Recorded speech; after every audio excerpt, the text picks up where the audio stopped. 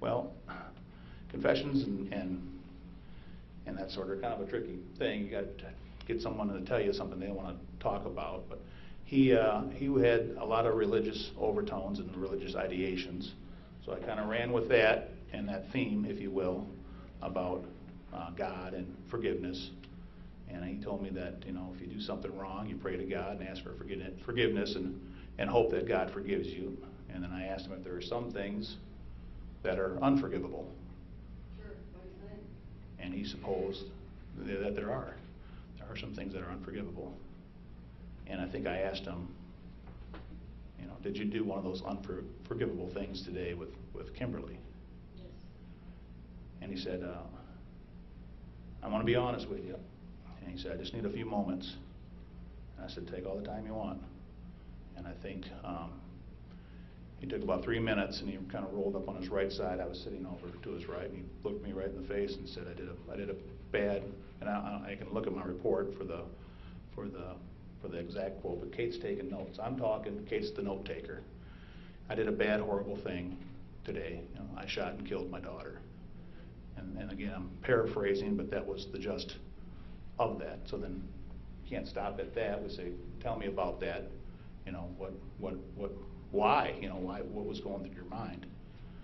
And he proceeded to say, you know, that she knew how to push his buttons, and that she made him really mad.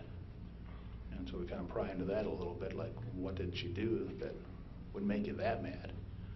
And he alluded to the fact when he was sick. She had said something when he was sick, and I knew that he had told us earlier that he had surgery to remove some cancer, and that the doctor had gotten all the cancer, but he just, you know, he couldn't be totally sure that he got all the cancer. He told you he had surgery for cancer? Yes, yes. Early on, when we got to the hospital, you know, prior to Miranda, again, we're talking and building that rapport, and he had said he had surgery for cancer. And he also told you that the doctor got all of the Yeah, cancer? but he couldn't be 100% sure. And she had made him mad. And when he was sick, he didn't really elaborate on this, and I didn't get further, but I gathered that when he was in the hospital for that surgery, maybe when he got released shortly thereafter, she said something that made him mad, and he kind of hung on to that. That it wasn't anything recent. It was when he was sick that she made me mad. Okay. Did he explain to you how he shot and killed his daughter, Kimberly? He did. He, you know, I was asking him, you know, when did this happen? You know, what time of the day? And he couldn't be sure. Didn't tell me, but he says he went to her bedroom door, and Kimberly was standing there, and he went in there to do something. And then he didn't really finish his statement, so I'm like, well, what happened then? Well, I didn't go in there. And he said, I went back a second time. This time, I had a gun, and I stood at the doorway, and I shot Kimberly. Or I shot her. I don't know if he said Kimberly, but I shot her, and she fell to the ground. I went in the room, and I proceeded to shoot her again. Now, again, I'm paraphrasing, but he ended up emptying that gun. It was a revolver that was laying on the floor in the room, and emptied that gun into her, so 6 rounds into her. And he told me he went and got a second gun and did the same thing, emptied that gun into her, and that he may have gotten a third gun and shot her with that gun as well.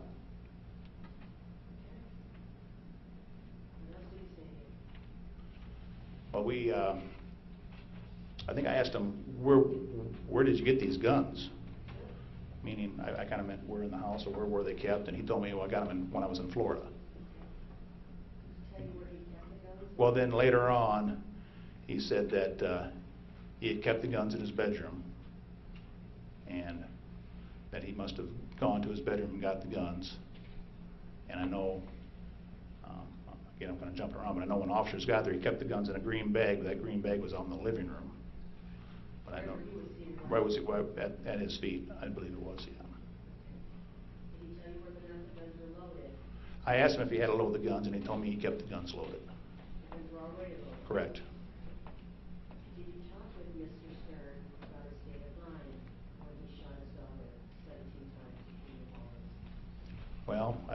actually asked him that specific question, but, you know, again, you know, I'm thinking, in my mind, is he trying to kill her, kill himself, and reunite his family in heaven? Is it some sort of mercy killing where he's sick and dying and has no one to care for Kimberly? So this is his answer, but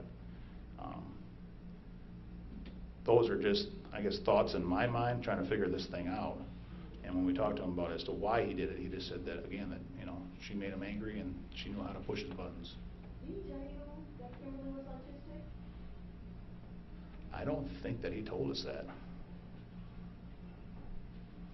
Did he tell you anything that Kimberly was hard to take care of, anything along those lines? Well, you know,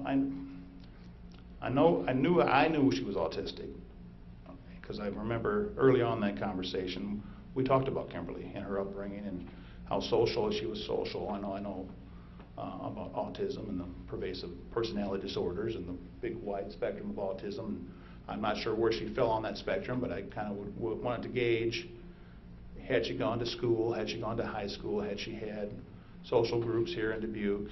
Oh, he did tell you? No, I was asking these questions, and a lot of his responses to my answers were, it's all at home, paperwork's all at home, in the boxes at home, or my wife took care of all that. You know, that was my wife's deal. So he did not provide a lot of information. I think he told me that she attended special classes in high school, like a life skills class, not necessarily a normal high school. That she didn't really have friends here in Dubuque of social circle.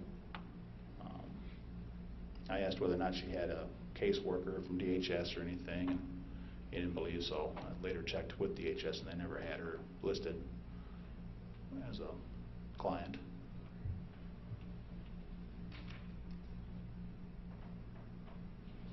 Did he tell you that he had a wife that she was deceased? He did, and I believe when I started talking to him, he had some tattoos on his arm. I think one said Cindy and one said Kathy, and he told me those were his wives. I think that Cindy was the latter wife. So he had tattoos with female names on them? The heart and their name in them. So at some point, did he tell you he didn't want to talk to you anymore? He did. And you respected his request to no longer talk, correct? I did. And while you're conversing with him, as you just stated to us, I believe you were recording this, so you thought. So, yeah, Tell us so. about that, please. So the original plan was to go to the law enforcement center. Those interview rooms are recorded, audio and video, and we record all our major interviews. The plan changed when he had to seek medical treatment for him and went to the hospital. Now those rooms in the hospital are not recorded, and I didn't have a micro cassette recorder with me, but I got the next best thing as a witness with Kate. There's two of us in the room. So I got into talking with Mr. Stern, and I hadn't started a recording. Never even dawned on me that I carry a personal cell phone. I knew on there was an app for a voice recorder. Not familiar with it at all, just knew that it was there. It was after the interview had already started. I thought, well, geez, this is something I could probably use. So I powered up the voice recorder and hit record. Hit the big red button, and saw that it was keeping time, that it was marking the time of the length of the interview, and just left it there at his bedside while they were doing medical things, while I was talking to him, while the lab techs were there. I just kept it recording. So then at around, I guess it was after 3, he told me he was done. We called for patrol officers to come transport, and Officer Gudenkoff and Fulmer arrived at Mercy, I'm going to say around 3:20. At this point, the recorder's still going. They get him in a wheelchair. At this point, he's assisting. He's doing it on his own. They get him in the wheelchair. They roll out towards the ambulance port where they had parked. I take my phone to the nurse's station, still recording, and I'm going to shut it off now. Mr. Stern's out of the room. he's going down to the law enforcement center, I'm gonna shut it off. So I note that as I'm looking at it, it has a time of 2 hours and 53 minutes. So I essentially just recorded 2 hours and 53 minutes of what just happened. I hit the X, like you would on a computer program. Close it out. A message screen pops up, something quick, and it wasn't really quick, it was there, to which I responded, okay. Instinctively, I hit okay. Never really read the message, which probably should have, but something popped up on the phone, I hit okay, and then I go to look at my phone and say, and I wonder where that is kept or saved. And I couldn't see it, couldn't find it. I was like, kind of weird, but I'm going to go back to Kate. Kate's younger than me. She knows about smartphones. I'm going to say, I don't know what happened to this recording. And we kind of look at the phone in the trauma room or back in the ER room where we had been. And I can't find the recording. If it's on that phone, I don't know where it's stored. I don't know. So I'm like kind of going back through what I just did. So then I hit record. I'm going to make a second recording to see what I just did. So I hit record and let it go for about 15 seconds. I hit the X, and then the message screen pops up. And this time, I take the time to read it, and it says, by doing this, the recording will not be saved. Do you wish to continue? To which the first time I'd hit OK without really knowing. So the recording's not there. But I know that we have a forensic guy on the department who, just because you don't see it, doesn't mean it's not somewhere on that phone in a temporary file. So I'm like, And who is the forensic guy? Corporal Brendan Welsh. Okay. So it's like, we got to get this phone to Brendan to see if this recording is there, see if he can find it. So we gather up our things from Mercy. I think the patrol officers had forgotten some paperwork, so we had to kind of double back. Once we left, we went back to find the paperwork, but it was already faxed to the jail, so they didn't need it. We ended up getting down to the law center, I think right around 4 o'clock in the afternoon. And so the only thing on my mind now is this phone, and I take it to Brendan and I said, hey, you got to find this recording on this phone, you know, do your forensic whatever, find this recording. And then I think that night he kind of looked through it and said, I don't see it, but let me call some people and do a few other things I can do and see if it can be located. So well, I'm not sure if it was that day or the next day, he did everything he could on that phone, and that recording was gone. It was never saved.